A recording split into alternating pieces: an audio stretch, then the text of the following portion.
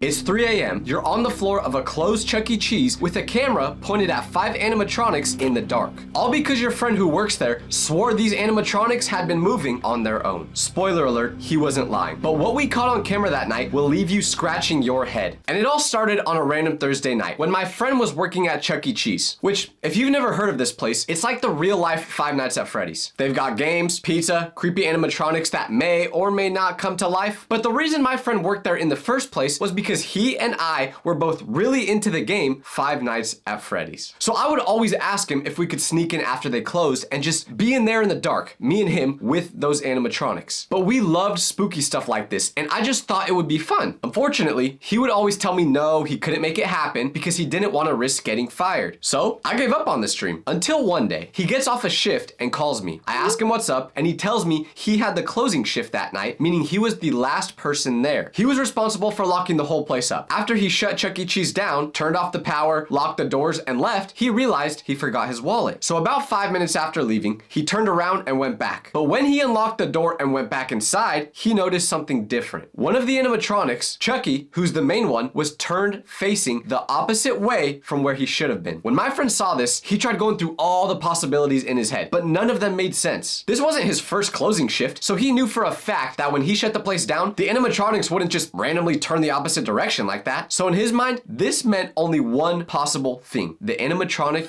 moved on its own. There was no other explanation that made sense. Not that this one made much sense either, but because of this, he called me, told me the situation, and said he was finally down to go to Chuck E. Cheese after closing and just investigate, see if we notice anything weird. Now this may sound all hard to believe right now, but trust me, in just a few minutes, it'll all make sense. So when he told me he was down to investigate, I was immediately in. He said he was closing the next night too, and we could do it then. So for the next 24 hours, I prepared as much as I could. I knew this would be my one chance, so I couldn't take it for granted. So I bought 2 little GoPro cameras, which took all the money I had at the time, and I was gonna set them up inside Chuck E. Cheese to see if any of the animatronics moved while we were there. The next night came, and I waited outside until they closed at 10 p.m. It was him and one other person closing, so it took until about 10:45 before the other employee was ready to leave. But right when the other employee was about to leave, they asked why my friend, who I just realized I haven't said his name yet, but for the sake of the video, and because y'all can be freaky sometimes with looking up my friends online, we're gonna just call him Felix. But the other employee asked why Felix didn't want to leave yet, because whenever they did closing shifts together, they'd usually walk out at the same time and lock the door behind them. So Felix had to make an excuse for why he was staying. And he's stuttering, trying to think of a good reason, until he finally lands on it. He tells the employee his girlfriend is also about to get off work in 30 minutes, and she works 5 minutes away, so he's just gonna chill there until she gets off and then go pick her up. This wasn't the best alibi, because if you've ever been around Felix for more than 3 seconds, you would know that man has no chance of having a girlfriend. So the coworker just kind of stands there for a second, and you can tell he's not buying it. He's looking at Felix like he knows something is off, because Felix delivered that girlfriend line with the confidence of a man reading his own ransom note. But here's the thing about being suspicious of your coworker. You're not gonna stand there and interrogate the guy at 11 p.m. So the coworker just shrugs, gives Felix one more weird look, and starts heading for the door. And this coworker is wearing these bright, beat up, kind of orangish color sneakers, which you'll want to keep in mind for later. So the coworker leaves and walks off into the parking lot. And now it's just Felix inside, alone, in a dark Chuck E. Cheese. And then there's me outside, crouched behind a car in the parking lot like a raccoon. And I'm just waiting for my signal. Felix waits a solid 5 minutes to make sure the coworker is actually gone and not gonna come back for something like, I don't know, his wallet. And then I get the text, just one word, now. And he cracks open the side door and waves me in fast. I slip inside and he locks it behind me. And the second that door clicks shut, it hits me. I'm in. After months of begging this man, I'm actually standing inside a closed Chuck E. Cheese in the dark. There's no turning back now. Felix is standing right next to me, and neither of us are really saying anything because there's this weird feeling just hanging in the air. And I think that came from the fact that it was literally just us and these animatronics in here, no one else. You know that feeling when you walk into a place that's normally packed with people and energy, but now it's empty and dark and it just feels wrong? Like going to a school at night or a mall at closing time. It's pitch black inside besides the light from the moon coming through the window. And no matter where you were at inside this Chuck E. Cheese, you could see the outline of these animatronics, but you couldn't really see much more unless you got right up next to them, just because it was so dark. And it was also quiet, like really, really quiet, to the point where you would hear a fly fart. And how quiet this place was is a very important detail for later. But then there's the animatronics. Up on this little stage, frozen mid-pose, all 5 of them just standing there. First, you've got Helen Henny, the band's lead singer and dancer. Mr. Munch, which, no, it's not Ice Spice's husband, but I could see how you would think that. He's the keyboard player and vocalist. Then you have Jasper T. Jowls, the banjo/guitar playing hound, and then Pasquale, the singing, pizza-making chef who plays the drum. But finally, the lead singer and main character, dead center with that big, frozen smile. And he's got those eyes that aren't pointed at anything, but somehow always feel like they're pointed directly at you. So Felix asks what we should do first, and I told him my plan. It was all about the cameras. If anything moved, I wanted it on film, no question about it. So I set the 2 cameras up on opposite ends of the building, one on each side, both angled at the stage, so that between the 2 of them, all 5 animatronics were in frame at all times. There was no blind spots on that stage. If one of them so much as twitched a finger, I'd have it recorded from 2 angles. So I hit record on both, made sure the little red lights were on, and now we were rolling. So now what? We're in, the cameras are up, and we kind of just look at each other like, okay, well, what should we do now? And that's when Felix goes, you want to see something creepy? And that's when he introduces me to the back storage room. They keep all the old animatronic parts. They've got broken ones back there, spare heads, old hands, pieces from animatronics they don't even use anymore, and they're all just sitting back there in boxes. A back room full of spare animatronic parts is basically the single scariest location that could possibly exist. And the back room is exactly as bad as you'd think. There's no windows, so it's pitch black, and Felix clicks on a little flashlight and starts showing me all the stuff. There's a spare Chucky head just sitting on a shelf, looking directly at us. There's a box of hands. There's half an animatronic propped up in the corner with its insides showing, got all the wires and the metal frame exposed. But as we're exploring undoubtedly the creepiest place in here, that's when we hear it. A noise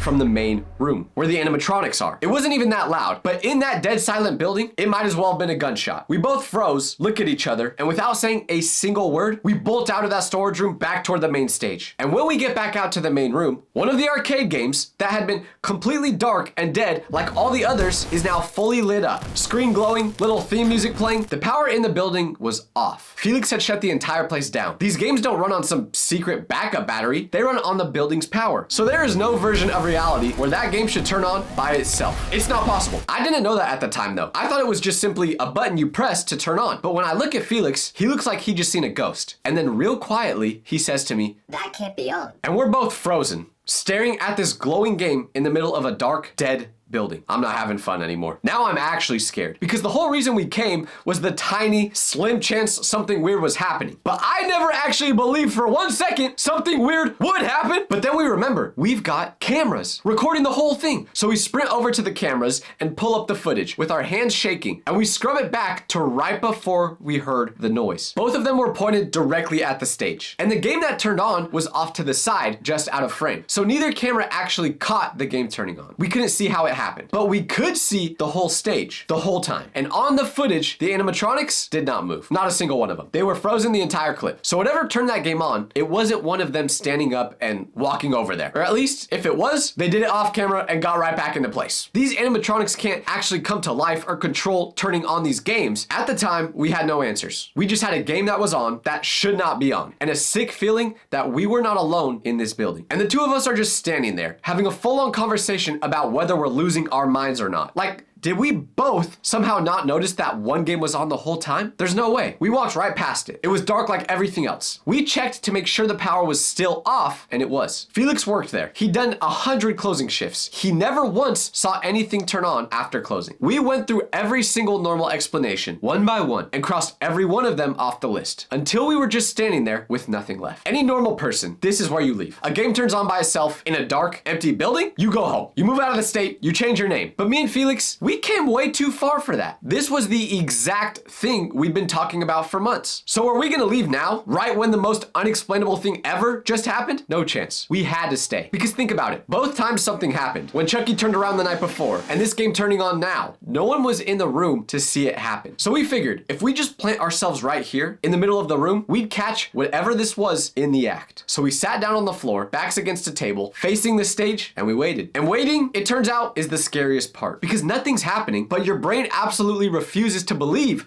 nothing's happening. Every few seconds, I swear Chucky's head moved an inch. So I'd snap my eyes over to him and stare, but his head didn't actually move. We're both whispering to each other, and at one point I ask Felix, okay, real talk, if one of them actually do move, what do we do? And he thinks about it, dead serious for a second, and then goes, I don't know. Very helpful, Felix. Thank you so much. I have this toxic trait where whenever my body doesn't feel good, I'll act like I know how to solve it myself without any help. Like my knee has been hurt for, I don't know, the past 3 years, but I keep telling myself I know how to fix it. Because I've been on Google at 2 a.m. like, okay, it just says I need to do this specific stretch for 5 minutes a day and then I'll be healed. But newsflash, none of the stuff I've tried from online works. Because the problem is, I don't actually know what I'm doing. And that's why I like using ZocDoc. Today's video sponsor. Because making a doctor's appointment used to feel like a whole process I wasn't willing to do. But with ZocDoc, I can do all that in one place. I can find doctors that take my insurance, read reviews from real patients, see available appointment times, and book online. It's one of those things that turns a task I would have put off for weeks, or years in my case, into something I can do in just minutes. So if you've got a problem like I did, click the link in my description and check out ZocDoc. Taking care of your health should be a priority, and ZocDoc makes it easier to do so. Go to ZocDoc.com/TylerVitelli to cross one more thing off your to-do list. Now back to the video.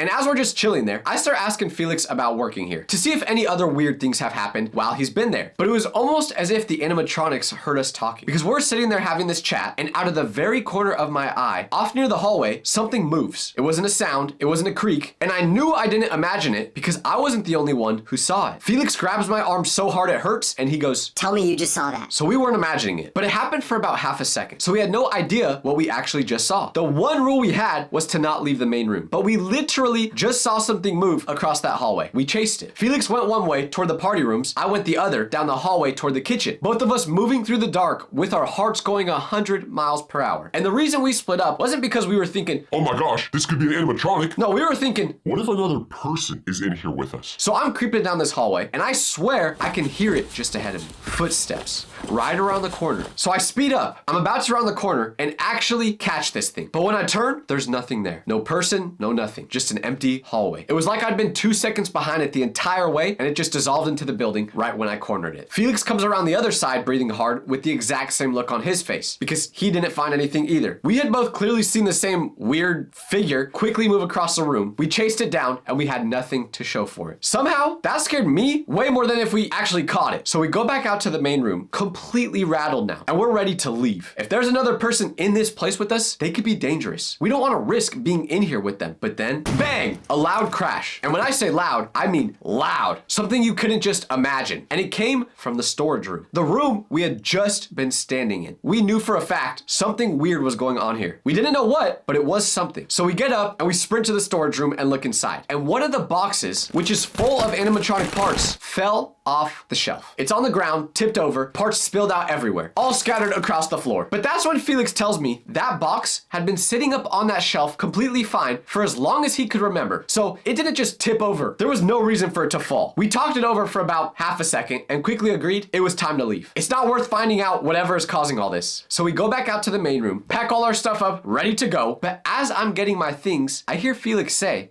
You have got to be kidding me. I look over towards him and he's staring at the stage with this weird look on his face. And my stomach drops through the floor. Because just like the night before, now Chucky was facing the opposite way. Completely turned around, facing away from us. And here's the part that made it 1,000 times worse than the night before. Last night, Felix had a 5-minute gap. He left, came back, and the Chucky was turned around. 5 minutes is kind of a long time for something to happen. But this night, we had eyes on that stage maybe 60 seconds ago. So now I know Felix wasn't crazy. I know for a fact he didn't imagine it the night before or he was just playing a prank on me. We had the cameras pointed right at the animatronics. So whatever happened, we knew we caught it on camera. We scrambled over to the cameras and I'm shaking trying to rewind the footage because I know we're about to see something. We scrub back to those 60 seconds we were gone and we watch. What do we see on the film? Chucky on screen slowly turning around by himself. Nobody's touching him. The other animatronics never move. Chucky just slowly rotates to face the back completely on his own. And my whole body goes ice cold watching it. But then we watch the same video video from the other angle he was recording. And that is when we see, as Chucky turns around, behind him, there's something else. There's this figure, this dark shape behind Chucky that you can just barely see. The cameras were not night vision cameras, so in that low of light, the footage was pretty grainy and dark, and we could not make out what exactly that figure was. It was just a black shape, a darker spot inside the dark, moving behind Chucky as he turned. Could have been a shadow, could have been a person, could have been something else. We genuinely had no idea. And somehow, not being able to tell was so much worse than just seeing something clearly, because your brain immediately fills in the absolute worst version of what it could be. I know, this all sounds crazy, but trust me, it will all make sense very soon. Because at this point, I'm done. Felix is done. We are two very scared guys standing in a dark building who just watched an animatronic turn itself around on camera, and there's a shadow figure standing behind it. Every single instinct we have is screaming,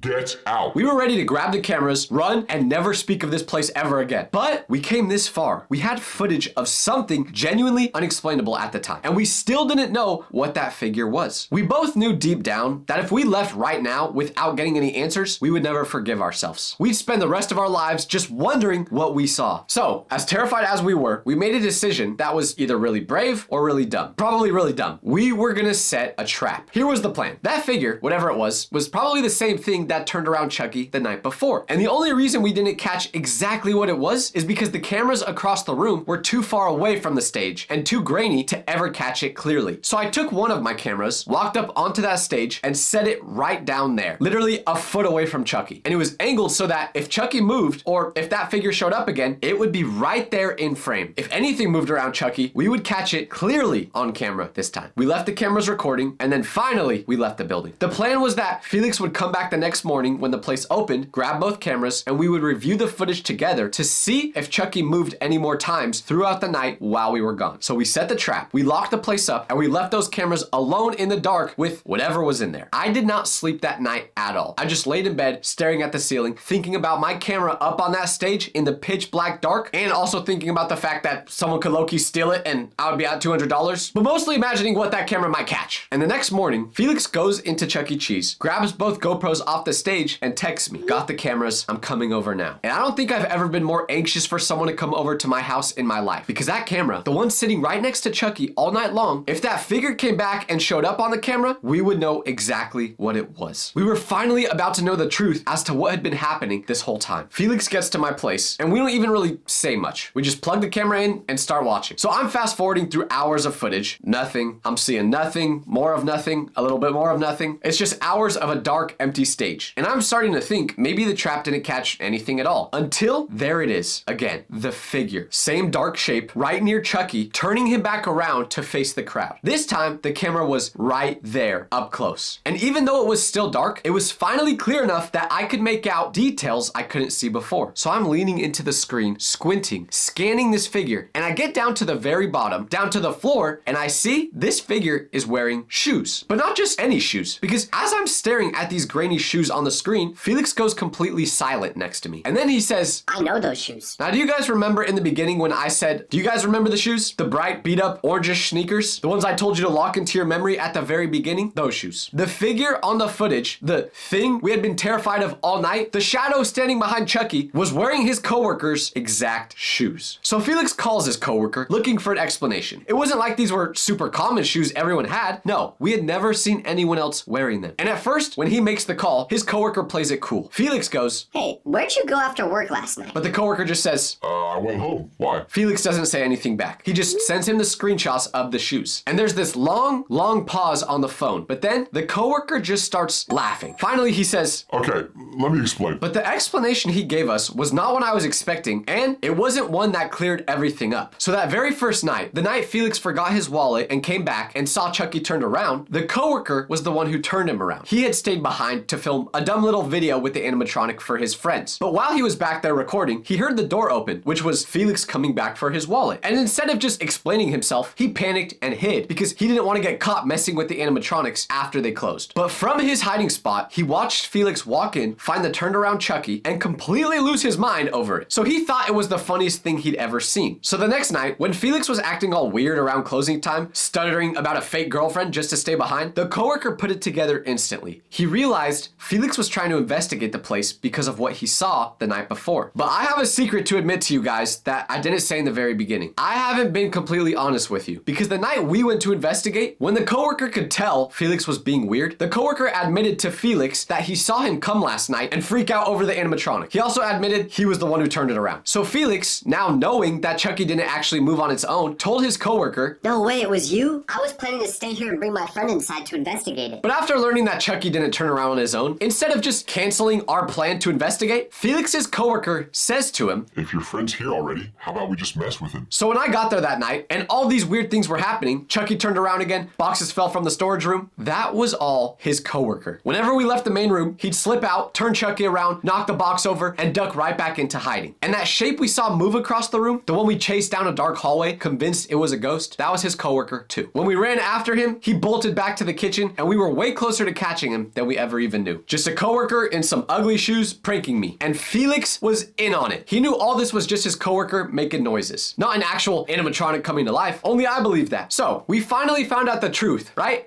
Like there's no other questions as to what happened that night? Well, not exactly. After Felix and his coworker explained to me that this was just one big elaborate prank on me, I had one question left. How did they turn the game on without the power being on? The coworker looked as if he had no idea what I was talking about. We actually had nothing to do with that part. And to this day, we actually have no idea what turned that game on that night. So maybe, just maybe, those animatronics do have something weird going on with them.